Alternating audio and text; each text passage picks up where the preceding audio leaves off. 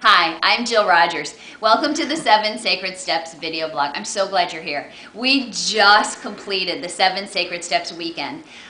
I cannot tell you what that was like. I cannot tell you how much love we learned to generate within inside of ourselves. I cannot tell you what it was like to practice the steps in a way that makes them replicable when women right now today are moving back into their lives. The steps have been a profound impact on every one of us who was here this weekend in Naples. So next time we do an event, you are going to want to be here.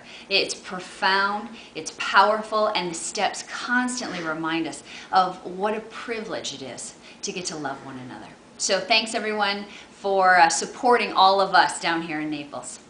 So this has been your opportunity to ask us questions, to ask me questions about the 7 Sacred Steps and loving in relationship. So this week's question is from Deborah. Deborah says, how do you penetrate that brick wall behind which men hide their vulnerability? My conversations on certain subjects go only so far and so deep, and then bam, they can go no further. How can I comfort him if he refuses to share? Can I really know him if I don't know that part of him that he keeps hidden? Okay, great question, Deborah. This is where we all come up against in relationships.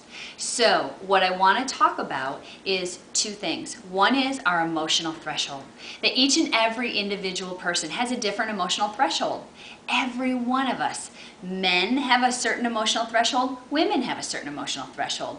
And then each one of us as individuals have a different emotional threshold. I have a different emotional threshold than you do.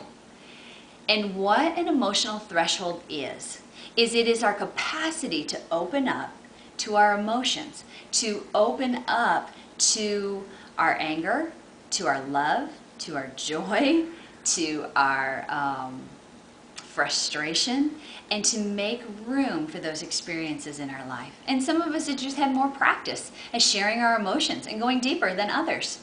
So that's not a problem. It's okay.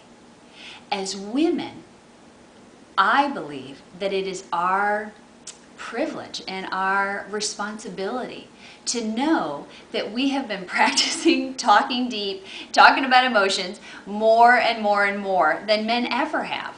And so we get the honor to slow down and to learn to go at a man's pace when it comes to emotions. That it's okay, that he can have a different emotional pace than you do. What I have learned in every relationship in my life is that we begin to share and reveal and open ourselves to being more and more vulnerable with the more love that we have offered in our life. And so as women, the more that we self-generate our love, the more that we are whole and complete and lacking in nothing, and we have patience for him to share his vulnerability, the more safe he gets to feel.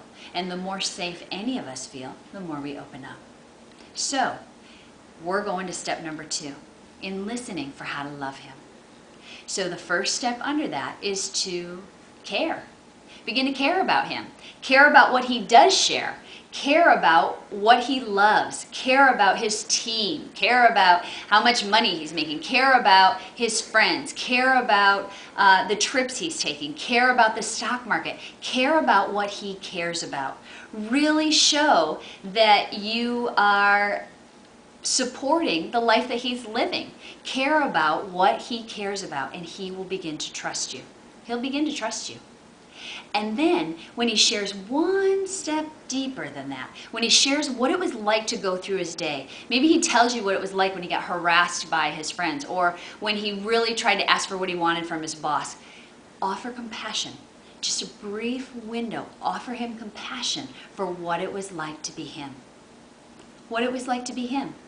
And the more that you offer compassion for the experiences that he goes through each day, the more he begins to reveal himself. And he may only reveal himself once the first time. And it may be weeks before he goes that deep again. That's okay. That's great. It's his pace. And he gets to have it. And our job is to follow along and to stay full inside ourselves. So get your emotional needs met with your girlfriends, with your friends, and know that you are developing and building an emotional connection, a true, a real, a deep emotional connection with him in your life. There is not a man that I have met that does not want more love in his life.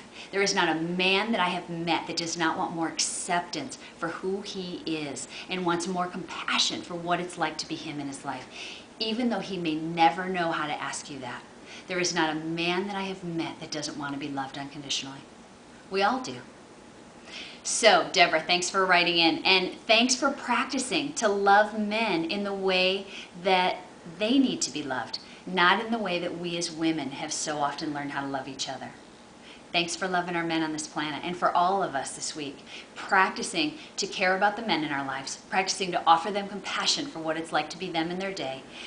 We are truly offering our men greater and greater unconditional love.